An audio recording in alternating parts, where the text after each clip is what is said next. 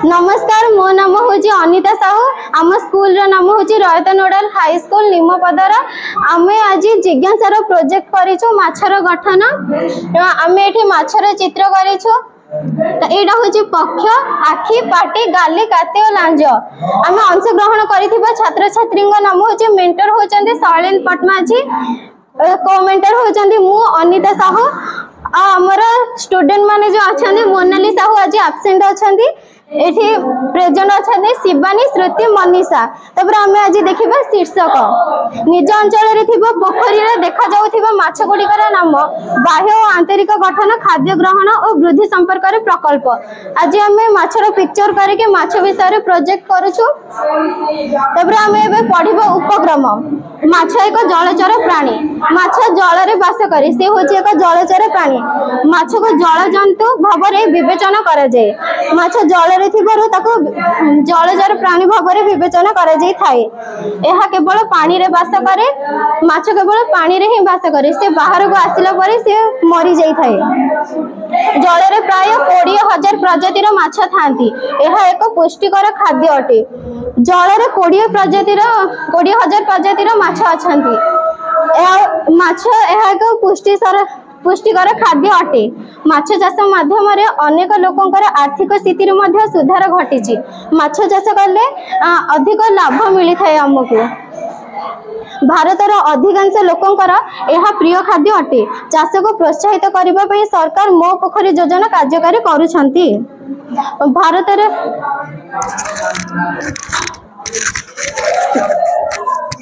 भारत रे जो अधिकांश लोक माने अछनी सेमानंकर माछ होची प्रिय खाद्य। आम सरकार माछ चाष पे प्रोत्साहित करी मो पोखरी योजना मध्य कार्यकारी करुछंती। प्रकल्प उद्देश्य रे माछ मानंकर नाम जानिबा। माछ हमर केते प्रकार रे अछि एबे मु से नाम कहिबी।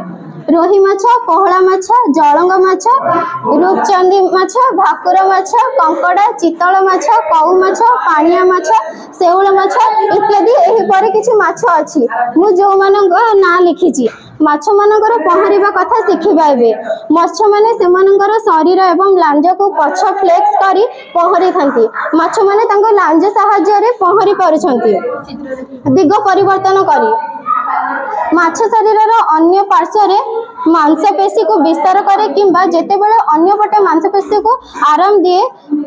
एही गति सेमाने को जल माध्यम रे आगो को बढ़ाई थाए। माछर जो मांसपेशी अछि ताको माछर जो मांसपेशी अछि ताको आराम देकी से जेउ दिगरे गति करि थाए ताको से दिगरे माछर लांज जेउ दिगरे गति करि थाए से दिगरे पहरि थाए। एही गति सेमानको जल माध्यम रे आगो जो माछ मानकर खाद्य ग्रहण विषय रे जानिबा। आंबे माने जानिछि कि क्षेत्र रे फसल उत्पादन पई सार आवश्यक।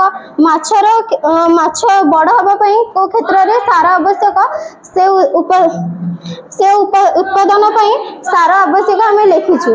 तापरे जानिबा माछर खाद्य पई अजैविक सार बा रासायनिक सार हेउछि यूरिया बा सिंगल सुपर फॉस्फेट बा डीएपी इत्यादि अंतर्भुक्त करा जाउछि। माछर पाचन तंत्र विषय रे जानिबा। माछर हजम प्रक्रिया खाद्य को छोट कणिका एवं पर अणु रे भंग करे। माछर जो आमे उत्पादन दउछु खाइबा पई से ताको हजम करके छोट छोट अणु कणिका रे परिणत करि थाई। तापर आमे देखिबा माछ मानकर रंग और रोगर लक्षण विषय रे जानिबा। रोगग्रस्त माछर लक्षण। गोटे माछ यदि रोग रे पड़ी थाए तार लक्षणटा केमिति होई थाए। अସୁସ୍ଥ माछ गुड़िक एक गोष्ठी रे रहंती नाही एवं कूल रे विच्छिन्न देखा जाए। से माने आरामदायक हुअंती। अस्थिरता अनियमित भाव रे भासमान होई थाए। बारंबार डे पानी छिंचिबा। तापर आमे पढ़िबा माछ मानकर रोगर कारण और उपचार विषय जानिबा। जो माछ को रोग होई थाए से किपरि कौन कले से माछटी सुस्थ हो पार से विषय रे आमे जानिबा। रोगर कारण रासायनिक परिवर्तन, जलर गुण, तापमात्रा, पीएच, असंतुलित परिमाणर अम्लजान, कार्बन डाइऑक्साइड इत्यादि माछ पई सांघातिक। मत्स्य वर्ज्यवस्तु पानी रे संग्रहित होई गिल, चर्म, पाटी परी माछर रंग सहित संस्पर्श रे आसे एवं सेमानंक पई क्षति घटाई थाए।